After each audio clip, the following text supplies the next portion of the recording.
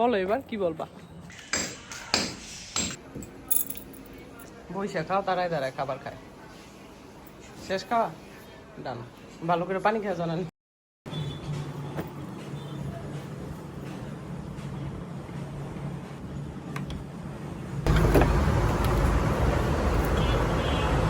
Sunscreen অবশ্যই মাখা উচিত সবার। বাইরে ইচ্ছাম তো রৌদ্র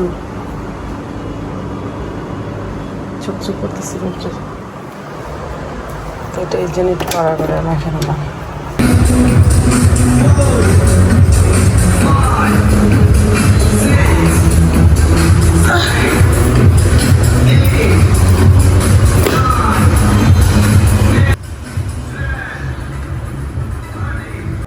আসসালামু আলাইকুম মাই টু ফ্যামিলি, কেমন আছেন সবাই? আই হোপ সবাই ভালো আছেন। আলহামদুলিল্লাহ আমরা সবাই ভালো আছি। মাই ভিলেজ লাইফ আয়েশা চ্যানেলে সবাইকে স্বাগত বলছি ঢাকা থেকে। দূরেও কাছে যে যেখান থেকে দেখছেন প্রত্যেককে জানাচ্ছি আন্তরিক শুভেচ্ছা ও অভিনন্দন। নতুন একটি ভিডিও নিয়ে আসলাম আপনাদের মাঝে। যদি ভালো লাগে চলুন কিছুটা পথ আমার সাথে। ভাঙচুর বেশ অনেক দিন ধরে নুরাবু গ্রামে আছেন, তো উনি টুকটাক এটা সেটা কাজ করাচ্ছেন। যেহেতু থাকছি না গ্রামে, তো সেভাবে আসলে ঘর বাড়িঘর ধরা হয় না, অনেকটাই নোংরা হয়ে যায়। চালে বেশ ফুটো হয়ে গিয়েছিল জং ধরে ধরে, আর সেভাবে ঠিকও করা হয়নি, ধরাও হয়নি। তো এবার চালটাও ঠিক করিয়ে নিল। পাশাপাশি দেয়ালের যেই প্লাস্টারগুলো ছিল সেগুলো ড্যামেজ হয়ে গেছে। তো উনি তো ভাবছে আমার গাছের জন্য এমন হচ্ছে, আসলে ব্যাপারটা এমন না। আমি যখন এখানে ছিলাম তখন তো ক্লিন করে রাখতাম, সেভাবে আসলে শ্যাওলাও পড়তো না আর ওভাবে নষ্ট হতো না।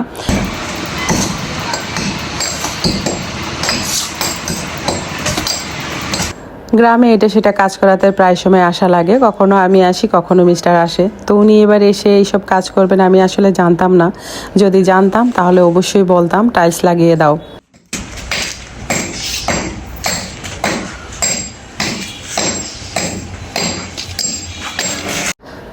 গ্রামে আসার কোনো প্ল্যানই আমার ছিল না, কিন্তু যখন শুনলাম মিস্টার আমার সমস্ত গাছ ফেলে দিবে, তো সেটার মায়ায় আমার আসতে হলো।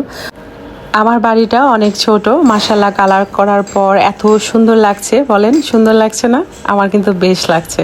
যে কোনো জিনিসই আসলে পরিষ্কার করে সুন্দর করে কালার করে নিলেই নতুনের মতো হয়ে যায়, তাই না? এই যে মাশাআল্লাহ, ওই যে লাল রাখছো না, এটা কি করলা? এই যে লেস লাগাই দিছো সালোয়ারের, এই যে খেয়ালই করছি না।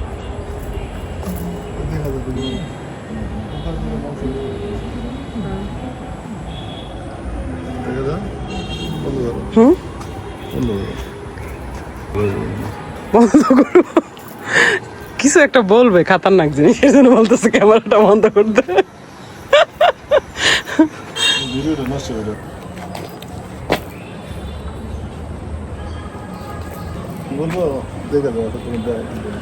বেশি বাজে বললো না।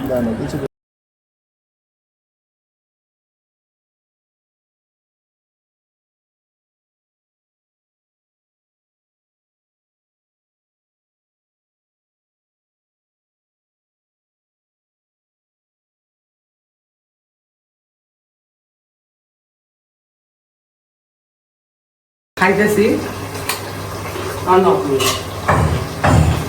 গাছের সস্তাটা পরিমাণ চুল মাথায় নাই যতটা ফ্লোরে আর এদিক সেদিক থাকে। তো এই যে সস্তাটা এত সুন্দর স্মেল, দেখা তরকারিটা মোটামুটি তরকারি রান্না আমার গান। তো এইগুলো দিয়ে অফ করে ফেলবো, জ্বালাবো না, তাতেই ভালো একটা স্মেল আসবে।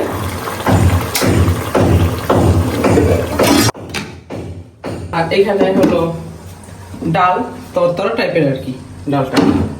তো আপাতত রান্না আমার ডাল। মাটির চুলাতে রান্না করতাম আগে, তত আগের কথা।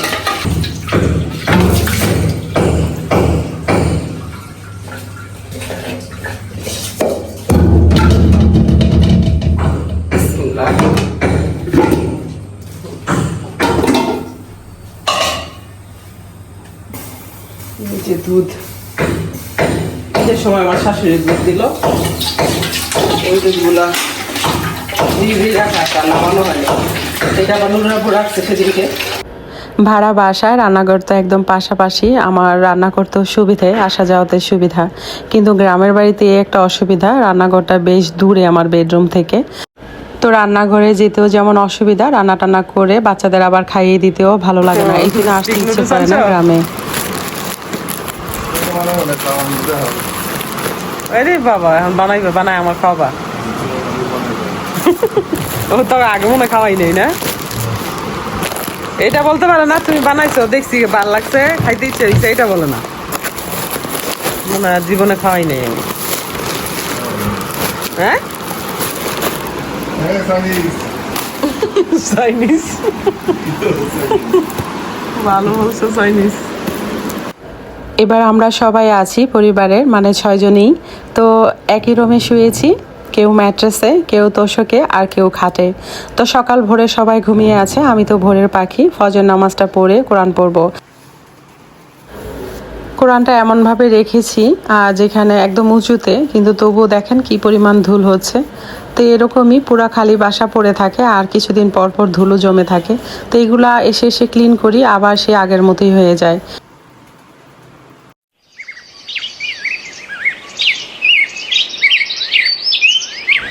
এখানে কিছু গাছ আমার অনেক দিনের পুরনো, তো মায়া বুঝতেই পাচ্ছেন কতটা থাকে। আর সেই গাছগুলো যদি বলে উনি ফেলে দেবে, তাহলে বলেন আমি কি করে ঢাকায় থাকি। তাই মূলত চলে আসছি গ্রামে, এখন যেখানে যেটা রাখার সেভাবে রেখে যাব। আমি যদিও একটা মালি রেখেছি, কিন্তু সে এমনই কাজ করে, ধরেন 100টা টবের মধ্যে 50টাই ফাঁকা হয়ে গিয়েছে। এবার কি কাজ করে বুঝতেই পাচ্ছেন। তো মানুষ থাকা লাগে, কাজের মানুষের সাথে আসলে কাজ করা লাগে, নইলে কাজ সেভাবে হয় না। তো যেহেতু আমি থাকি না, যাই থাকে তাই আলহামদুলিল্লাহই বলতে হবে। খালি বাসা, ফাঁকা বাসা থাকে, তার মধ্যে আল্লাহর রহমতে গাছগুলো এখনও টিকে আছে, সেটাই আলহামদুলিল্লাহ। আর এই গাছগুলি নুরাবু বলছিল ফেলে দেবে, তো টায়ারে থাকা যে গাছগুলো ছিল সেই প্রত্যেকটা গাছ আমি বাহিরের বাগানে সেট করব, এটাই আমার আশা। দেখা যাক কিভাবে কি করতে পারি, কতটা সময় আমি করতে পারি। খুব অল্প সময়ে নিয়ে এসেছি, যদিও চলে যাব আবার ঢাকায়। তো এর মধ্যে যা যা করতে পারি তো করব, আর বাকিটা পরে এসে করা লাগবে।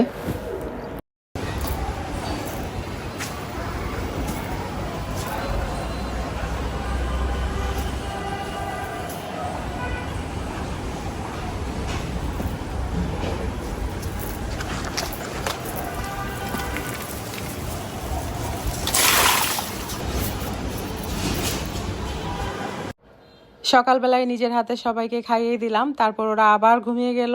এখন প্রায় 12:30 বা 12টার মতো বাজে। তো রান্না বান্নাও চড়াতে হবে, কিন্তু এখানে তো মুরগি টুরগি কিছুই নাই ফ্রিজে। তো নূরের আব্বুকে বললাম, তো সে বলল আমি এখন পারবো না, তুমি যাও। যখন আমি থাকি না তখন কিন্তু মিস্টার সবই করে, আর যখন আমি আসি তখন উনি আলসেমি হয়ে যায়, অলস হয়ে যায় আর কি। এই যে বাহিরে আমার 2টা বাগান, এটা আসলে একটা খালের ওপরে নিচে দিয়ে পাইপ দেয়া আছে। তো এখানে আমি বাগানটা করে রেখেছি, কারণ 2010 সালে আমার বাসায় ডাকাতি হয়। তো তারপরে এখানে যখন কোনো বড় বড় গাড়ি রাখে, একদম স্ট্যান্ডের মতো বানিয়ে ফেলেছিল, তখন আমার ভয় করতো।